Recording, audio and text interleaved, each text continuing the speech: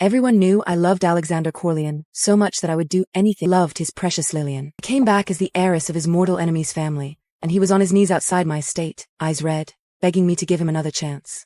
Let's rewind to Thanksgiving Day first. My husband Alexander had his arm wrapped around Lillian as they stepped into our family villa like they owned the place. I couldn't fucking believe it. Alexander had never flaunted her like this before. Make a real Thanksgiving dinner, Fiona. Hope it's not too much trouble, Fiona. Alex says you're a fantastic cook. It was Thanksgiving, which was supposed to be about family. Instead, he brought this woman into our home. My gaze dropped to my belly, and my mind went numb. I managed to choke out. Doctor said I need to rest. Can't stand for long. I asked the chef to... You asked an outsider to prepare the Thanksgiving dinner? Fiona, you're the lady of this house. This is your job. My father was right. Alexander always saw me as a pawn. He married me for my connections. However, I had been too stupid to see the truth. I held back my tears and said to myself, Fiona, don't be a fool anymore. Divorce him. During the dinner, I set my fork down. My voice was calm, but my heart was broken. Let's get a divorce. Alexander's face twisted, as if he was dealing with a kid throwing a tantrum. What is it now? Fine. I'll sleep in the master bedroom with you tonight. Happy now? He didn't even care to explain. He thought tossing me a crumb would bring the obedient idiot back. Lillian smirked beside him. I could feel her mockery. Dinner continued, and I was still thinking about divorcing him. After the dinner, Lillian said, Fiona's a riding pro.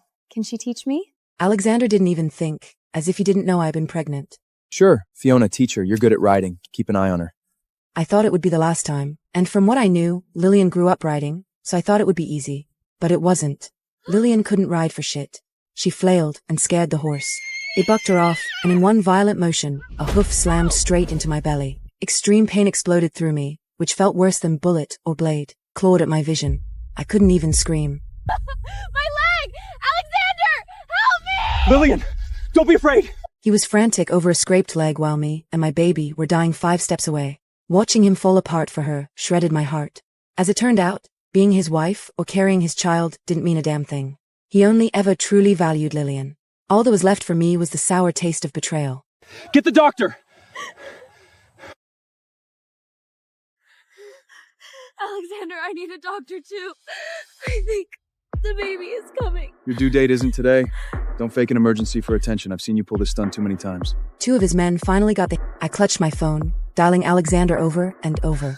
Alexander, I really need you this time. On the 15th call, he finally answered.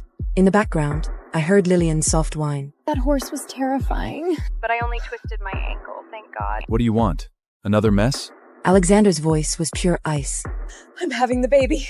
I was sobbing, my voice raw and broken. Women's bodies are built for this. Besides, you're tough as nails. You've killed enough people, but you're scared to give birth. Look, I gave you my black card. It's got no limit. Spend whatever you want. Is it enough now? When Lillian calms down, I'll stop by. Tears leaked from my eyes, but inside, there was nothing left. Just a cold, dead void. Dehors was pur chaos. Blood bags, now! It felt like someone had crammed knives inside my gut. Moving even an inch left me drenched in a cold sweat. Please, do everything you can to save my child. I really want this baby. Then the world went black. When I woke up, the doctor told me the baby was alive, but barely. To life in an incubator. Relief washed over me, but I was too weak to move. You lost so much blood. You've been in a coma for 2 days. Honestly, it's a miracle you're awake. But no one came to see you. On day 5, Alexander finally showed up. His suit was flawless, his expression bored. It was really born? I thought you were just acting out again. I told you I was in labor. There was no apology, no hint of concern. You always talk like you don't mean it. How am I supposed to know when you're serious? He was just there to shrug off his responsibility. Don't do that again. Whatever. Where's the kid? I was in the middle of a deal with the Mexicans. Barely squeezed in the time for this. Don't waste it. He headed for the NICU and came back looking pissed. It's not in the NICU. Where's the baby? The attending doctor walked in. I'm sorry. The baby didn't make it this morning. I couldn't process it. I struggled and wailed until my stitches were torn open. The taste of copper outside the door. It was Alexander and Lillian. The heart transplant is possible. My little Anthony can be saved? Yeah, with that baby's heart. It's fresh, it's healthy. The match is perfect. Our son is going to survive. Baby, my baby, were they saying. Aiken fell off the bed, agony ripping through my body. He crashed into the hospital room door. Out in the hallway, they were standing together. Lillian was hanging on to Alexander like she'd won a prize. Are you talking about my baby? It's just a baby. You can just have another. Another? Did he even know? Because he never used protection, I had lost 3 pregnancies. I had taken so many pills that I could barely conceive anymore. This child was a miracle I'd begged God for on my knees. The grief clawed at my heart so viciously that I couldn't see. Darkness swallowed the world. Suddenly, my right eye went blind. My eyes, I can't see. Fiona. Patriarch, she can't take any more stress. The doctor collapsed, too terrified to speak up for me. Do your fucking job. Another word, and I'll shut your mouth forever. Anthony has a congenital heart defect. I'm sorry, but my child needs a heart. Alexander took a call and began to stride away.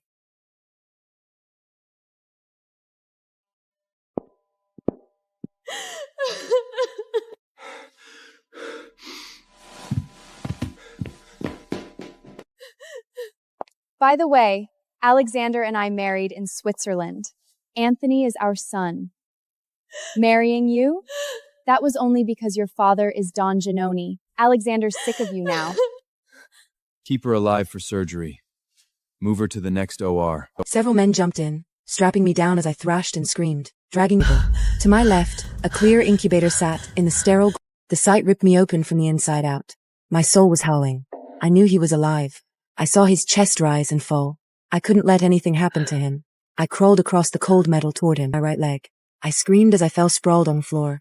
Agony stabbed through my. He was so close, yet I couldn't reach him. Before the heart transplant, we must maintain optimal donor vitality. We need to keep drawing fresh blood from the mother to keep both children alive as long as possible. I felt my body temperature drop, and my vision began to swim. My heart pounded in my chest. Please, take my heart. Let my baby go. Your heart, not a match. Shut up. Don't waste your strength. I clawed for any shred of mercy. For all I've done for you. For my father's sake. Shut your mouth! Stop using your father against me. When this is over, everything the Genova family owns will be mine. Your father will crawl to me on his knees. The pain racked my chest. Father, forgive me. They drew the surgical curtain, leaving me behind. All I could hear was the clink of metal tools on the other side, and my baby's cries growing fainter and fainter. Silence. The void swallowed everything. My world my father had given me. It had an emergency beacon. One press and father would know I was dying. After falling out with him, I had never used it. No matter what shitstorm I faced, my pride had kept me away. But tonight, fuck pride, I pressed that secret button. What the hell are you doing? Lillian's shrill voice sliced through the air. She came to me and ripped the watch off my wrist. When she saw what it was, she smiled. Calling for help? She grabbed a large injector meant for my nutrients. You've lost one eye. Bet you won't mind if I take the other, right? And to my right, I was pure pain. My body jackknifed, every muscle seizing, my screams broken and If you kill her now, we'll lose blood supply, which will botch the surgery. all he cared about was their son. I wished I were dead already. Time crawled. Agony stretched into forever. Finally, in blood and despair. I was bleeding out on the floor tiles, welcome and vivid. Years ago, I had been shot and left for dead. Back then, I wasn't his wife. I was just same white hospital. Same reek of antiseptic. I remembered waking to Alexander's eyes, bloodshot and wild, glued to my face from the bedside. You idiot! Why did you take that bullet from me? I could barely speak, so I just smiled.